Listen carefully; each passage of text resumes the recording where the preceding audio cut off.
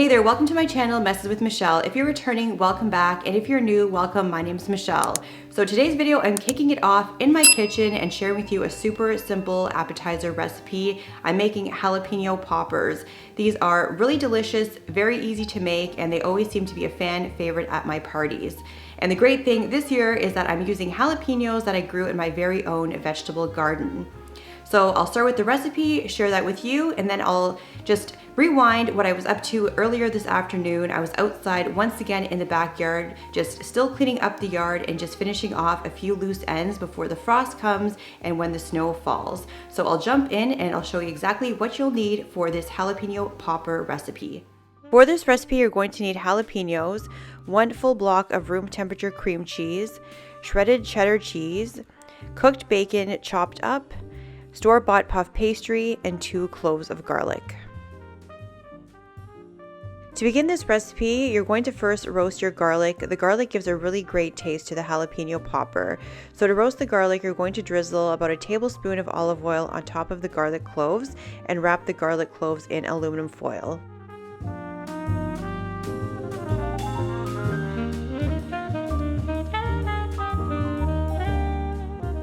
The oven is preheated to 350 degrees Fahrenheit. I'm placing the packet of garlic cloves into the oven and I'm going to roast the garlic for about 25 to 30 minutes. Next, you're going to prepare your jalapenos and de-seed. So normally what I'll do is I'll cut the stem off the top and then cut the jalapeno lengthwise. And then you're going to remove all the seeds as well as the rib in the center of the jalapeno. And you can see that I'm wearing gloves. I highly recommend wearing gloves during this process of the recipe, just because the oils of the jalapenos can be left on your hands even after washing them. I made this mistake many years ago when I made this recipe not wearing gloves. And after washing my hands, I touched my face and my face was on fire.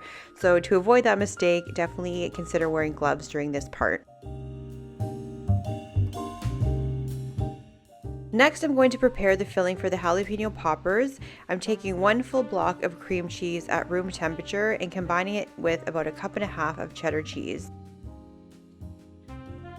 Next, I'm going to blend the 2 cheeses together, and I normally use a fork because it helps break down the cream cheese and just mix and blend the 2 cheeses together really nicely.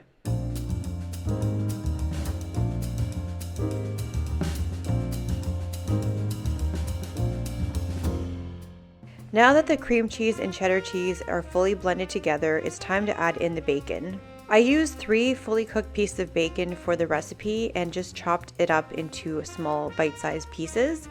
You can definitely add more bacon if you'd like for this recipe.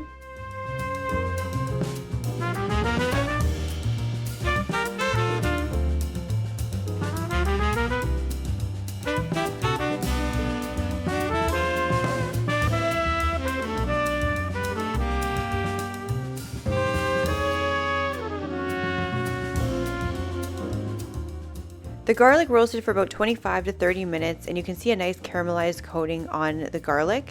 Now I'm just taking a fork and I'm just starting to squish up the garlic, and next I'm going to add it to the filling. Make sure to blend in the garlic really well to evenly disperse the garlic within the filling. You just don't want someone biting into a jalapeno popper and then they just get a mouthful of garlic.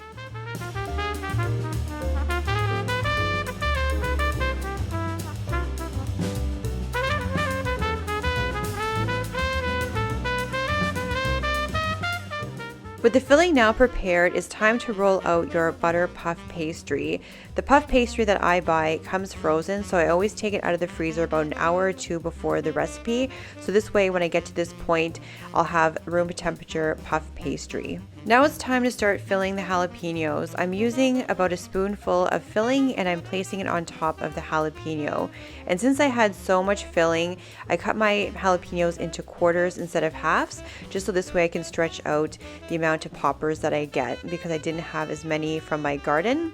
And I'm going to take the jalapeno that I just stuffed and place it facing down on top of the puff pastry. I'm going to repeat this process until all the jalapenos are stuffed with the filling.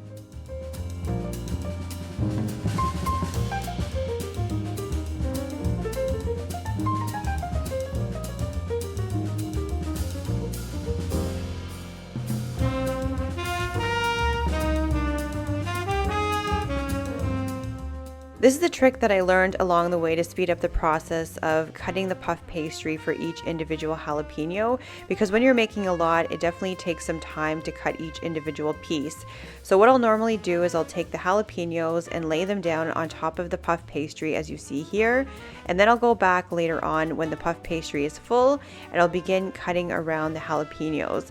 So this kind of just shows me how much puff pastry I'll need to wrap each individual jalapeno, and it just really speeds up the entire process. With the puff pastries now cut, you're going to have a little square that you're going to begin wrapping all of your individual jalapeno poppers. So you're going to start wrapping the jalapenos almost like a little present. You're going to just make sure that all the sides are nicely sealed.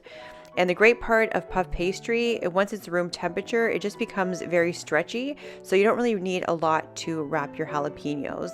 So you're just going to repeat this process, creating little blankets for each of your jalapenos. If you have friends or family that do not like heat or jalapenos, you can make a few alterations to the recipe. So you can remove the jalapeno and you can just take a bit of the filling and place it in the puff pastry and wrap it and make a little puff pastry cheese ball. Or you can take the filling and you can stuff a white button mushroom. And these are great alternatives to share with your guests that do not like heat, but they can enjoy a similar appetizer.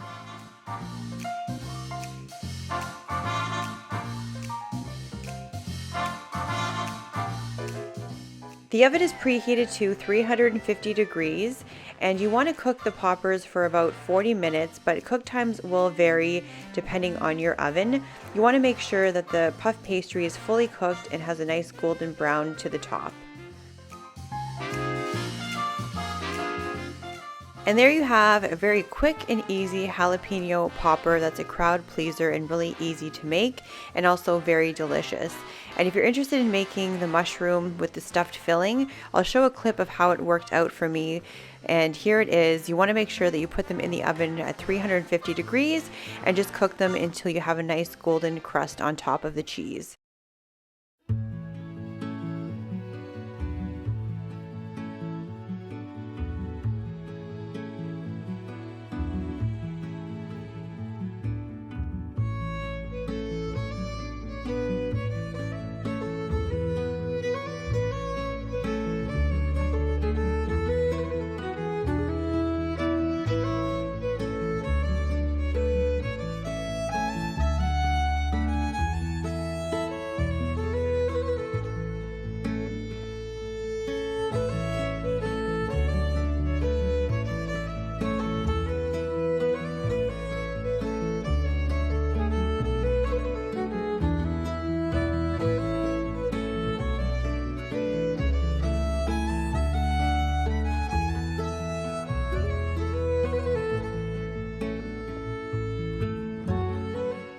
I'm back outside in the backyard, and there's just a few loose ends that I wanted to tie up before it gets really cold and we get snow.